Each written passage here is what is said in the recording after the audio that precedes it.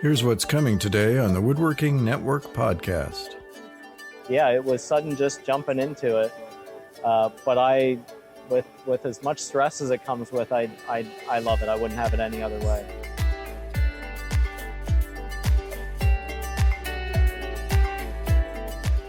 Welcome to the 4th season of the Woodworking Network podcast and a new episode.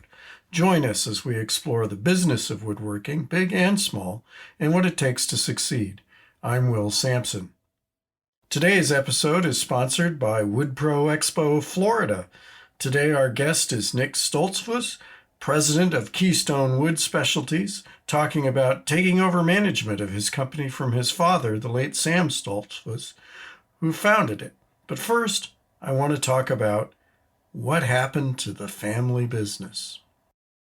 People talk often about the so-called American dream, which is typically defined as having reliable employment so you can be able to buy a home and live in relative comfort to raise a family. But for some, there's another version, which I call the American business dream. The American business dream was founded on the entrepreneurial spirit that helped create and grow this country. The idea was you could surpass the promise of the original American dream by starting a successful business rather than just going to work for someone. The business dream was to create a business that prospered so well that successive generations of your family could take it over and run it, so they too could achieve the American business dream. Of course, lots can get in the way of achieving that dream. It's not easy starting a business and making it successful. Getting past the first 5 or 10 years of any new business is an achievement all by itself, much less thinking about keeping it viable and profitable for generations to come. Fast-changing technology and ever-morphing customer whims make it even harder. Will the products you created to start the company still be in demand for generations to come? Will you be able to adapt with new products under the umbrella of a multi-generational business? Today, it seems the modern American business dream is more about creating a company based on new disruptive product that decimates some pre-existing industry. Then grow your company as fast as possible, take it public, cash out, and hand it over to new managers that have no relation to you or your family. Finally, it's on to early retirement or the next business challenge.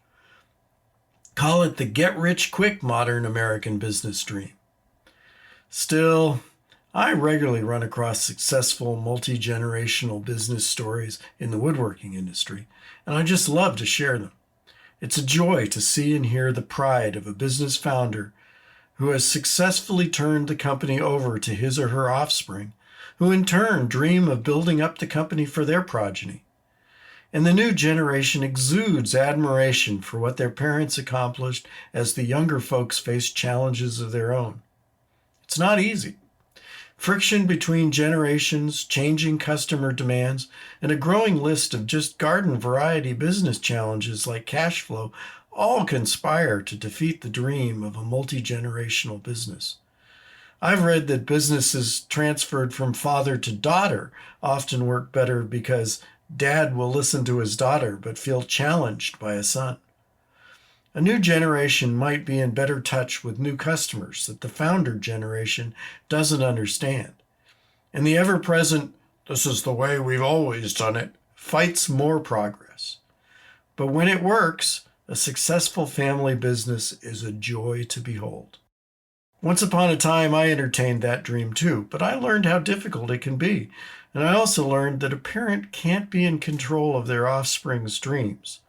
Often it's not the kid's version of the great American dream is quite different than mom and dad's.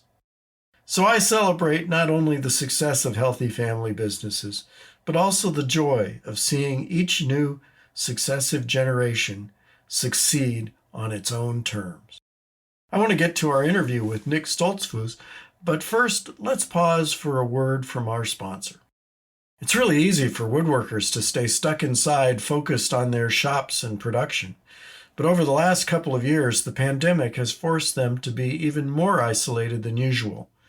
Now it's time to get out of the shop and resume life in the outside world, especially when it's a chance to network with your woodworking business peers. That opportunity is coming April 12th through 14th in West Palm Beach, Florida, as the Wood Pro Expo joins with Closets Conference and Expo to offer an unparalleled opportunity to boost your business with intelligence on techniques, tools, and technology. Let's get face-to-face again. Learn more at woodproexpoflorida.com. See you there. Now let's get to our interview with Nick Stoltzfus.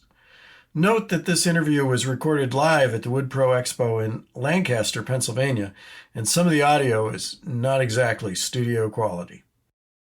Hello, I'm Will Sampson from Woodworking Network and FDMC Magazine, and we are live at Wood Pro Expo in Lancaster, Pennsylvania, and I am very pleased to have as my guest for Woodworking Network podcast, Nick Stoltzfus from Keystone Wood Specialties. Yep. Welcome to the podcast, Nick. Thanks, Will. Glad to be here at the show. Well, your company has quite a heritage. Your father founded it. Can you tell us a little bit about the history of the company? Yeah. This is actually our 50th year. My dad started the company back in '72 as just him and his dad and a couple siblings. He was making cabinets. So he started as a cabinet shop. He started as a cabinet shop. Mm-hmm. He actually got his doors elsewhere. And isn't that ironic? Right. He got his doors elsewhere. He started out more like one of our customers.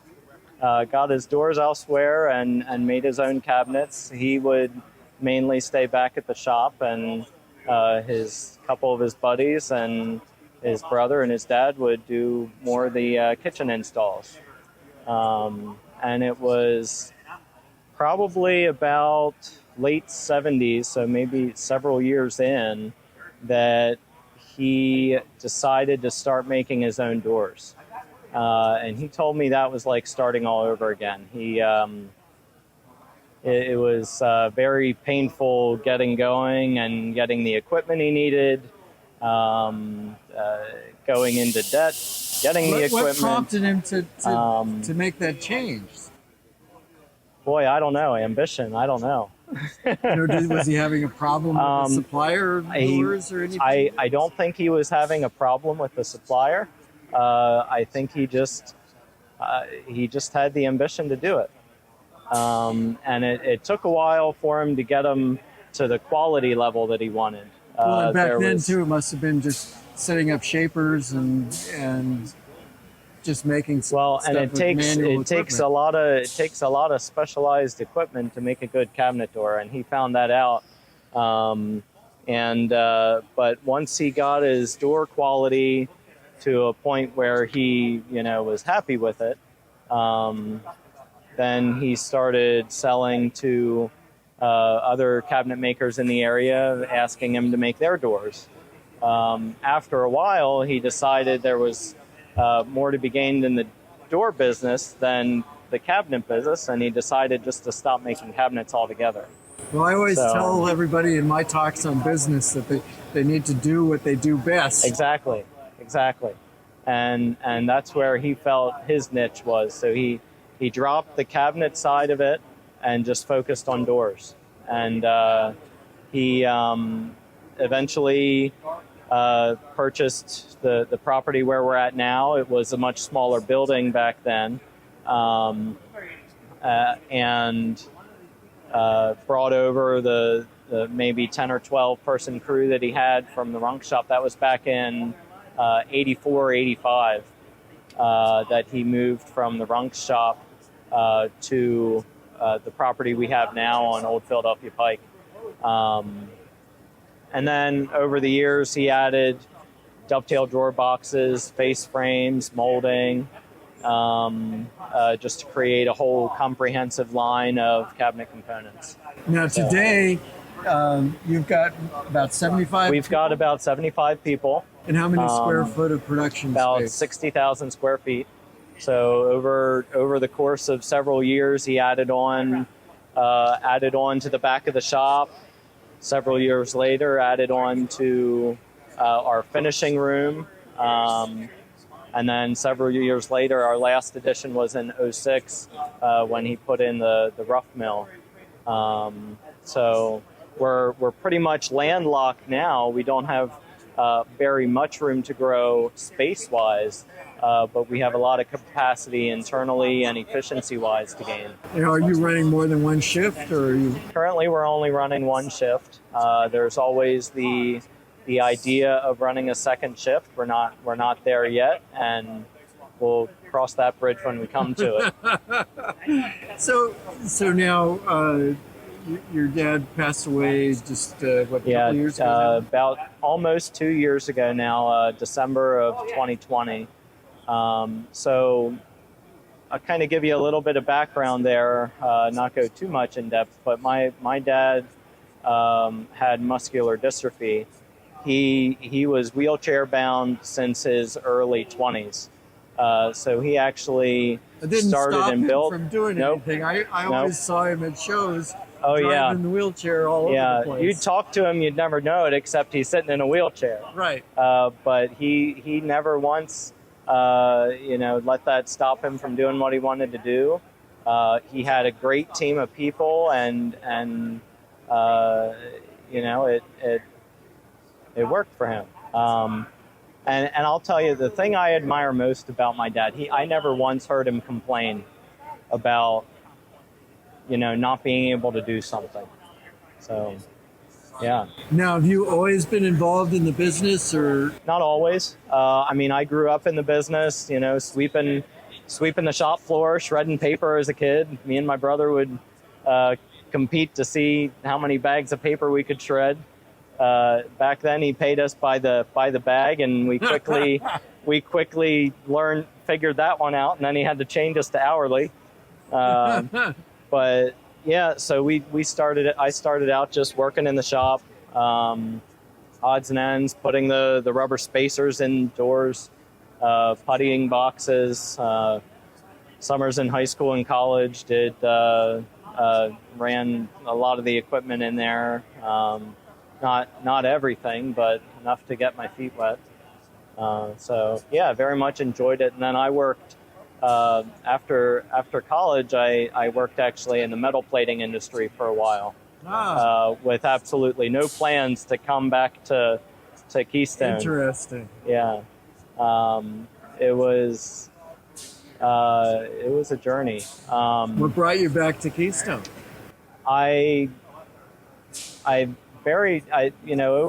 Over the years of just working in a different industry, I very much wanted to get back into woodworking, wanted to work with my dad. I very much liked how he treated his employees and appreciated his employees, and very much wanted to work at and come back and help run a company that treated its people well. So I think over the course of several years when I was away, God really put that on my heart. I actually applied to get my MBA when I was out near Pittsburgh, and figuring that if I would come back, that would help prepare me, and right. That would kind of get me into business a little bit. That would show me if that's what I wanted to do. But my wife and I made the decision to scrap that plan, and just decided it would be better to work directly with my dad than. So you got your MBA. So I didn't pursue that anymore. Yeah. Yeah, I scrapped that plan. God had other plans for me. That's all right. And I'll tell you, sorry to interrupt, I'll tell you the timing couldn't have been more right, because that allowed me to have 4 to 5 years of working very closely with my father, to learn the business side from him and just live life with him before he passed. So that's really good. That's good. So today, Keystone, what's the product line variety now that you offer? You've got a lot more than just doors now. Yeah, so we're doors, drawer boxes, base frames, molding. We do pretty much everything in the kitchen except for the actual cabinet box. We have the rollout shelves, arched balances, all the kind of interior storage things you can dream up. We might not have them all, shown, but everything we do is custom. If we get an order for, someone draws up this type of box, we'll do it. A lot of multi-light doors, mullion doors, the curved ones, straight ones. What else? We offer hardware, interior hardware, hinges, door slides, that kind of thing, to go along with, and we do finishing as well. Catalyzed conversion varnish, custom color matching, something our customers really love, that they can offer the homeowner any color under the sun. That's great. So yeah. So where are you taking the company? Are you what changes are you making? Yeah. Are you Well, doing we're not more automated production? Yeah, what's going on? We're not changing to make widgets. Okay. We're still going to make doors. We're sticking with our current product line, growing that. A couple years ago now, we redeveloped our purpose statement, which is to help people find enjoyment in their work. And that's really what we're focused on, is helping our employees find enjoyment in whether it's doing a different job in the company or growing their own skills, cross training. So the other piece of that is focused on our customers, obviously, and what helping them do what they do best. So if our customers love to do installs and just dread making cabinet doors, we'll make your cabinet doors. If you already are making your cabinet doors and maybe it's this one type of mullion door that you just really dread, let us make your cabinet doors. Solve the problems. Yep. And we're also focused on trying to eliminate the hassles of working with their supplier. So we want them to have a smooth install process. We want them to have a smooth ordering process. We're very focused on helping them and helping if there's any issues, helping them keep the homeowner satisfied. We have a great customer service team that is knowledgeable about the products and is very focused in just helping them with whatever issue arises or whatever. Well, I constantly talk to cabinet shops that seem to be focused on wanting to build everything themselves, to the point that they're cutting their profit margins and they're having problems meeting promised delivery dates and all that. And I'd say, well, have you considered outsourcing? Because here you get a company like yours that lives and breathes making doors and drawers. Yeah. They surely have got to have a better handle on it than you, who are doing, cabinets a third of the time, doors a third of the time, drawers a third of the time. Well, and everybody's different. So we have such a wide variety of customers, from the one-man cabinet shop to companies much, much larger than us who maybe just outsource one type of door. Right. We deal with anyone and everyone in between. Now, production inside, are you going to be changing anything, or you? Yeah, doing we're some we're new very equipment? much so. One thing we've done in the last about a year ago, I hired a lean engineer to be my VP of operations, head up production, maintenance, that kind of thing. And a lot of what we're focused on is our quality program and our continuous improvement program, and getting everyone on the floor involved in a lot of that decision making and in helping with the improvements in their departments. Our most recent major improvement was I'm sure you're very familiar with the bocce machines. Yes. Yeah. We put in several months ago now. We put in the Master Pro machine. And that has been a game changer for us in terms of our quality and efficiency. That's helped us really tighten our door size tolerances, where now our doors are within plus or minus 5/1000 of an inch. I mean, its size is no longer an issue. For customers of ours who are doing inset jobs, that really makes a huge difference. Oh yeah, when you're talking about a 3mm reveal or something like that. So yeah. now that we can really maintain our door sizes, that's huge.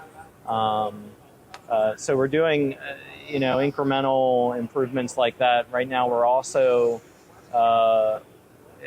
waiting on the shipment of a new molder, which will it's the power mat, Weinig power mat with the HSK heads. And the reason I brought that up was because that will help us be able to, with the quicker changeovers, that'll help us to be able to make our batch sizes smaller on the molder, which that feeds the whole shop. Right. And that'll have a huge improvement on our capability to meet deadlines, with being able to streamline production through the shop from the very get-go. Better flow situations. So we're continually looking at areas that we can just make some small, some major improvements along the way, and involving the whole team, not just the higher level. We want to include everybody on the floor, because they're the real experts. I mean, I may have run, I ran the ripsaw back in high school for a while, but I mean the guys who are actually on the floor running it every day, they're the real experts. So we're really focused on getting everybody involved in a lot of those improvements. Now, looking outside of Keystone, how as all we keep hearing about all these supply chain issues, are you able to get the supplies you need? We are in no means immune to the supply chain issues. We do our best. Recently we are one of our employees is transitioning into the purchasing and inventory role, which is new to us. But having someone focused on the supply chain is pretty huge. It's a continual challenge, and it's always something you least expect it to be. It's something new comes up that you didn't expect, but we're trying to stay on top of it. Unfortunately, that means sometimes having a higher inventory level than I'd want to see. But we have to do. People say that they've gone from just in time to just in case. Yeah, exactly. In some cases, you have to, and that makes it tough on cash flow. But you have to do what we don't want to run into a situation where we can't provide our customers with cabinet doors. There's shortages with MDF, can be a problem. Hardware can be a problem. We're in no means immune, but we're doing what we can to try to keep a consistent lead time.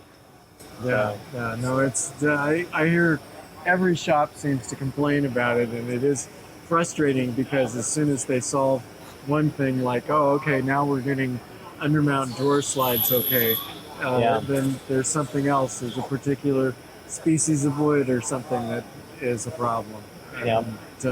And then, of course, prices is up and down and mostly up everywhere, too. So. And one thing I was talking with our suppliers about recently is white oak, because that is, with just all the changes in wood prices, white oak, specifically quartered and rift white oak, just they're right now holding steady, but they're in high demand and low supply.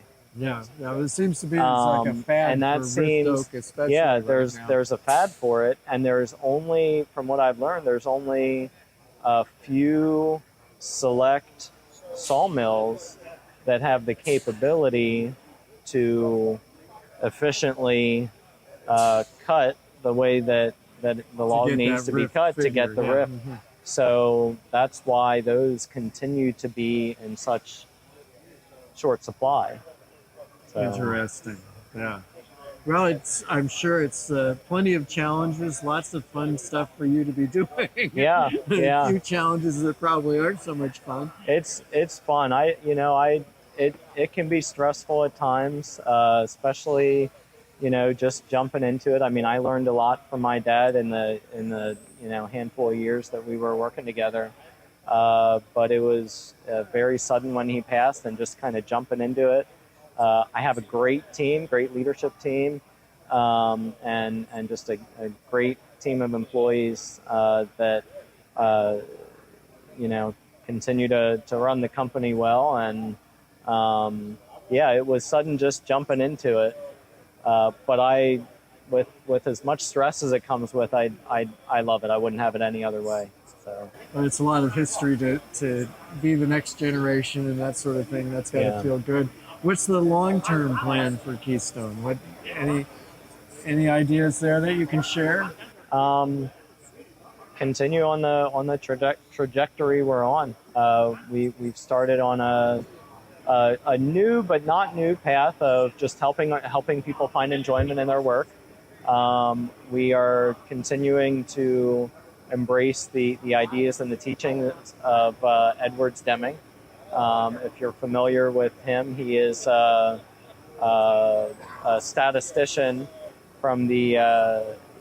He was the one who went to Japan in the 50s and built their quality programs. You're probably familiar with the Toyota quality management. I spent time with Shigeo Shingo, and he was very humble, and he said he learned a lot of it from Deming. I've learned a lot from reading his works and studying his works, and so part of our long-term plan is following the course of Edwards Deming, helping our people find enjoyment in their work, helping our customers find enjoyment in their work, and just continue, to work on our efficiencies and quality, and That sounds great, Nick. Well, I appreciate you coming on the podcast today, and look forward to, I know you had a great plant tour yesterday with some of the folks from the Cabinet Makers Association, and wish you a lot of luck going forward, and I'm sure we'll be seeing great things from Keystone looking forward. All right. Thanks, Will. Thank you. That's it for today. If you're looking for more of our podcasts, you can find all of them at woodworkingnetwork.com/podcasts and in popular podcast channels. Be sure to subscribe so you don't miss a single episode. Thanks again to today's sponsor, WoodPro Expo Florida and the Woodworking Network. If you have a comment or topic you'd like us to explore, contact me at will.sampson@woodworkingnetwork.com. Thanks for listening.